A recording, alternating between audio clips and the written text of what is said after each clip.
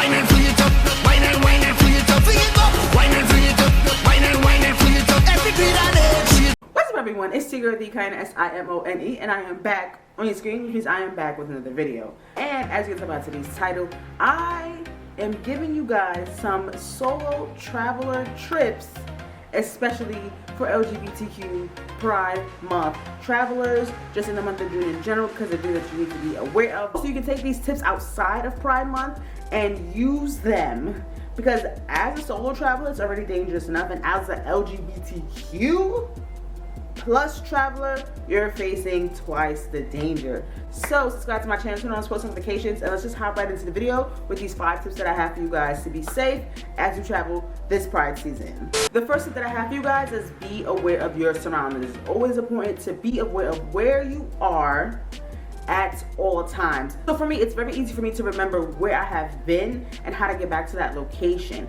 So I can look at an area once, maybe twice, I'm gonna say twice-ish, and pretty much retrace my steps back on how I can get there if I had to walk or if I had to take an Uber or something of that nature.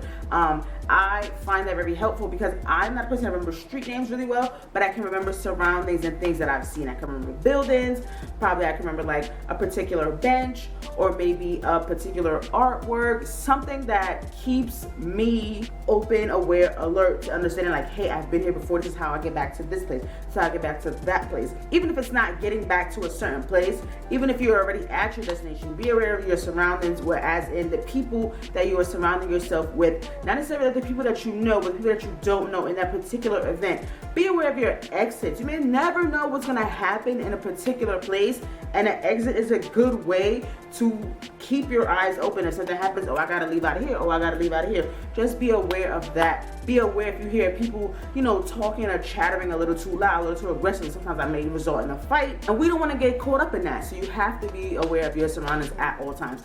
The second tip that I have for you guys is to travel with trustworthy people or meet up with trustworthy people. Now this is very hard if you're a person like myself who does not really have friends that travel with them during Pride Month and you're doing this all by yourself. So for me, I met a lot of people through Instagram and still meeting a lot of people on Instagram as Pride Month continues and progresses and things like that. And you know, you always gotta think about, is this person trustworthy? Can I trust them with my life? Or at least can I trust them to get me out of some kind of danger, or at least take me into the right place? Now, I have been very fortunate enough that I have traveled with a few people already that I do deem fine, that I do deem trustworthy. You know, I see how they take care of their people and even how they took care of me, making sure I was around, making sure I was okay, making sure that, you know, I'm not left behind. Like, these are trustworthy signs. You know, if something was to happen, you know, where's Kyanna? Something was to go down. Always questioning just to making sure you're good. And you have to do the same for these people too. Don't think that, oh, somebody's looking out for you, you don't look out for them. No, you look out for everybody in your own right. But because you are a solo traveler, you have to understand that these key people that are asking for your destination, that are asking for where you're at, to asking that, oh, are you okay? Do you need anything? Those are the people that you need to meet up with. Those are the people that you need to either travel with or keep in your mind if you're going to visit them again, because those people are helpful. Those people care about you, and you need to care about those people too. So tip number 3 is always have extra money. So I know this sounds like, well, duh, but let me tell you why. I know I mentioned this in one video before, like always keep your money, because you may never know if you have to pay for food, you may never know you have to take an extra Uber somewhere, you may not never know if you got to give somebody gas money, blah, blah, blah, blah, blah, all that good stuff. But I'm actually coming with this because this past weekend, I was actually in a situation where I didn't have a debit card because I lost it. So I was waiting for a new one to come into the mail. Funny enough, it came into the mail when I got back from Baltimore. What happened was I didn't have my card. My card had money in it, so I had took money off the card. But you know, just use like the Uber app, you had to put it either on a card, like a debit card, or on a gift card. So I had purchased a gift card earlier that day, thinking that I was only going to use it to get back to the bus terminal, but I needed the card. I needed my Uber to get to a location to meet up with people, and then I needed it to get back to the bus stop. What happened was the trip ended up costing a little more than what I thought it was gonna be to get to a location, so then getting back to the bus stop, which is the important part to get back home, right? I didn't have enough money. So I had to walk maybe like a mile or so to to bring the Uber rate down to be able to get back to the bus station to get back home. So what I'm saying in this particular thing is always have extra money, always have extra like travel money, always have extra money to get from point A to point B, because you never know what kind of situation you're going to be in. You may think something's going to be cut and dry, and then it's not cut and dry. So don't be like me and only put X amount of money on your Uber thing if you don't have a debit card like me. So number 4 is watch out for your drug usage, right? Doesn't matter what kind of drug, alcohol, weed, LSD, whatever you do, watch out for your drug usage as you are a solo traveler, because you do not know where you're gonna be, where you're gonna end up at, right?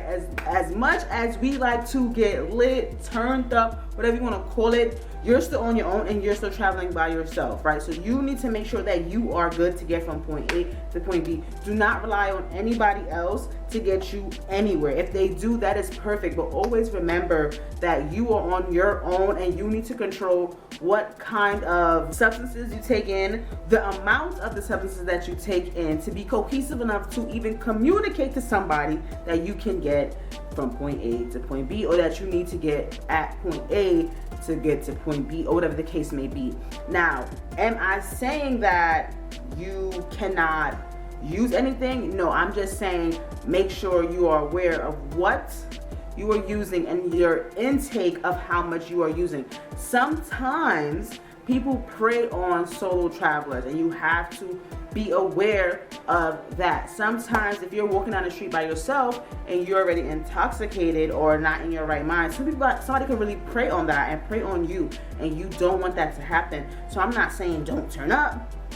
What I'm saying is be aware of your turn up and be aware of how much you're taking in so that you can safely get back to your location.